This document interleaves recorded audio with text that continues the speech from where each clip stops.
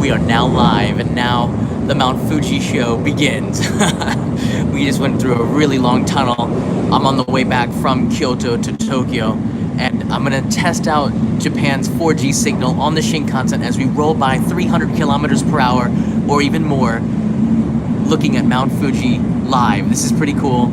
I'm in the Nozomi Express bound for Tokyo.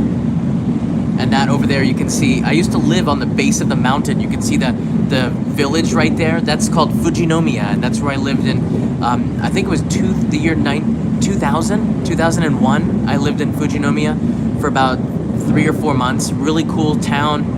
I would wake up, open up the window, and now we're going through Shin Fuji Station really fast.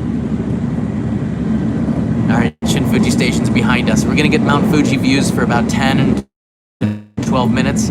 Part of Fuji City is really industrial. You can see tons of factories, chimneys.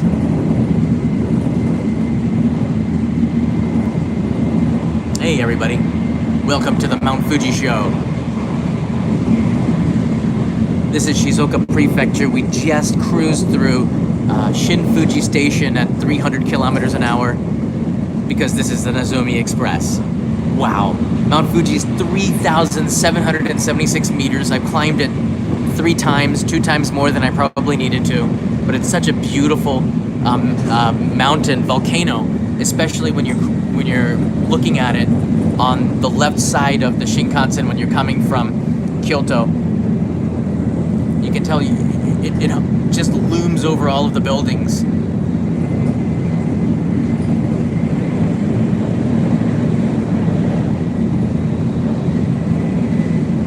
Again, I'm live streaming at 300 kilometers an hour. I'm just blown away by this. We're gonna go through a tunnel soon and lose a little bit of it. And on the other side of the mountain is Mishima, which is another really interesting area aside to see Mount Fuji.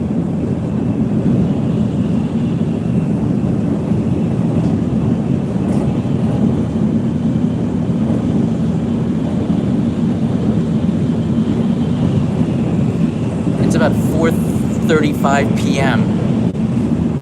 So the sun is starting to go down. We're starting to lose the view a little bit. You're gonna see some green tea fields, and we might lose some of the signal. So if it gets pixelated, we'll be back on there. Hey Gretchen, happy birthday. And you can see some of the green tea trees, plants, as we roll through here, depending on the signal. But Shizuoka is famous for its green tea, its matcha. It's really good, and this area especially produces a lot of it. It's going to be a little bit blurry, so I'm going to turn the camera around. Hey everybody, I'm actually, so I don't disturb the other passengers, I'm in between the cars, car number 2 and 3, on my way back to Tokyo. That's right. I was in Kyoto to film an episode for... Now you can see, we go really fast through this, but there are places where it opens up and you can see the green tea.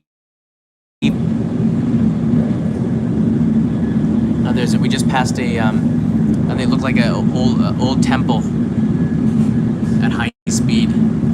It's making me really tired. We had a very long 2 days of shooting and scouting in Kyoto for an episode I'm producing on the main channel. I'm here with my friend Shingo. He's helping me out this time, and we're heading back to Tokyo, but I thought it might be a good idea to bring you with me and just show you a little bit of Mount Fuji. Now we have to go to the right side, and it's harder to see. Well, let me see. In the corner there. That's how Fuji. So you gotta catch it fast. But I think we curve a little bit in and we'll be able to get one more view.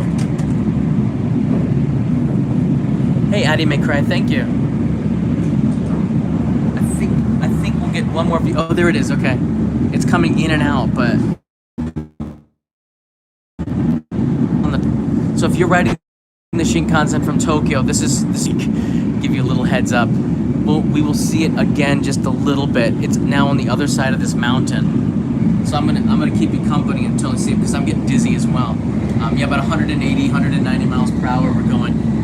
It feels that way, especially when the objects are really close to you. You can, it's just coming in and out right now. This is Mount Fuji. It's over those mountains up there. You see it? That's the top of it.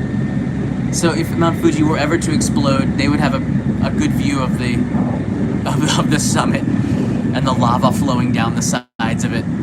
Let's not think about that.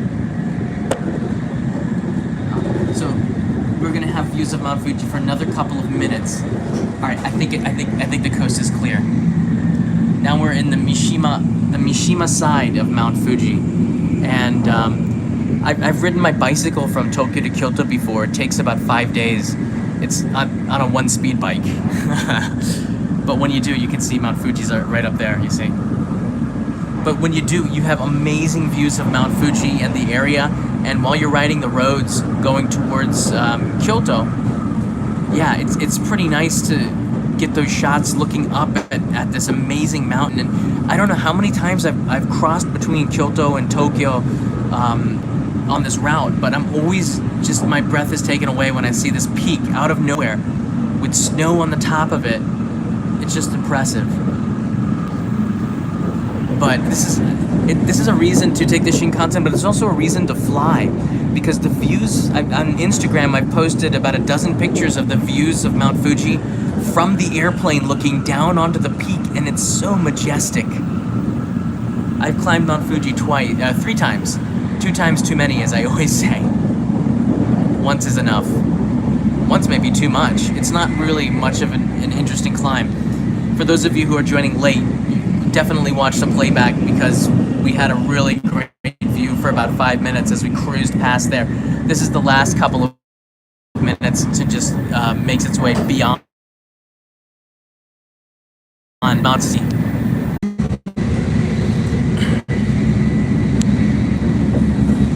We're in between the tunnels and the hills, so we're going to be going in and out. It's actually 4G signal, not Wi-Fi.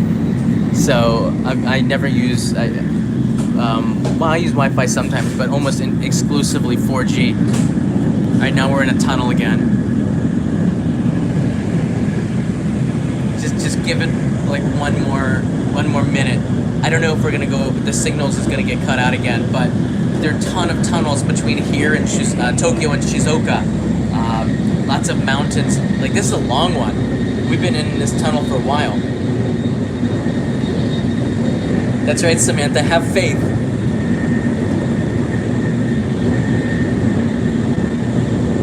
Alright, this is where I am in it. I don't know if you guys can see, but I'm between cars 1 and 2.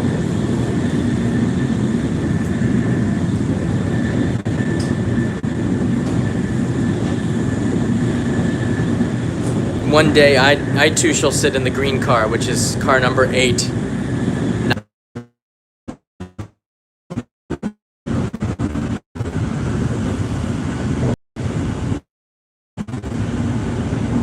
We might are like really big bathrooms for people, chairs, or with kids that need to be diaper changed. So we never really had this on the Shinkansen. It's changed so much since 1998 when I first came here. Back then we had the 500 series. Which looks like a space boat. So, not the space, it kind of did look like the space boat. It looked like a spaceship.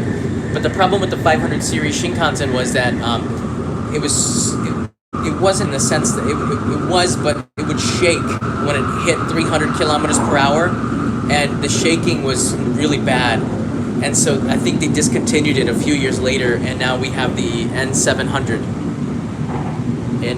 series. All right, now we are through to the other side. It's gonna be looking like it's going really fast, but I'm gonna look back and see if we have any view at all of Mount Fuji.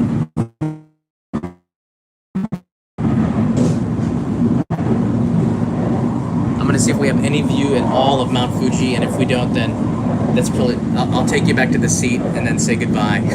But you can see out the window as well. Mount Fuji is gonna be this way. We're going through Atami Station, or we're going either through, yeah, I think it's Atami Station. That's where there's, probably from Tokyo, one of the best onsen towns would be Atami. I can't even believe that we have any signal at all in this tunnel. It can't be good signal. All of these, there are tons of little villages between the hills in the valleys, and you can only see them on the Shinkansen. It's kind of neat when you come out of a tunnel for like 10 seconds and you see a bunch of houses, then it disappears. How do those people get to those houses in the valley there? I really don't know. I really don't know. Yeah, I probably just passed the Tommy. So I think after we get out of this next tunnel, we might have a slight view of Mount Fuji, but it's not gonna be really good, not like in the beginning of this. I started this view, I put a link in the description showing you exactly where I started this live stream. That's the best spot to get of the Shinkansen and Mount Fuji. And a lot of movies get views like background video from that point where I started this video on the bridge that looks like it's going like this. It's a beautiful, beautiful spot, and I think we said like 6 or 7 minutes, Mount Fuji was gone. So it really isn't around for very long. Did you see it? Did you see it? I don't see it anymore. I don't see it anymore.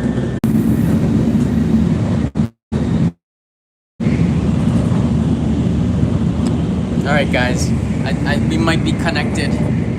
We're in the middle. This is a long one. I've been in the dark for a while. Just hang in there. I think we're getting close. Okay, I think we're out of it. We're just passing now another station. That might be Odawara Station. Alright, it's got dark really quick. Looks like it's rain in Tokyo. It's Kanagawa now, I believe. We're getting close to Kanagawa. We've left Shizuoka Prefecture. Shizuoka's like one big tunnel. At a 300 kilometers per hour or more. I don't even know what it's doing anymore. But just looking back, Mount Fuji is now completely gone. However, you can see Mount Fuji from Kanagawa. You can see it from Tokyo, but it's really hard from the Shinkansen at this angle to see it. You start to see it after those tunnels, for those who are still watching, and after the tunnels, it is just like, boom, there's Mount Fuji. Boom, it's right in your face, and then it's gone again. And it's an amazing view if you get a chance to catch it. I'm gonna take you back to my seat and then say goodbye, so you get a chance to look at the Shinkansen, okay? All right, let's go back to the seat.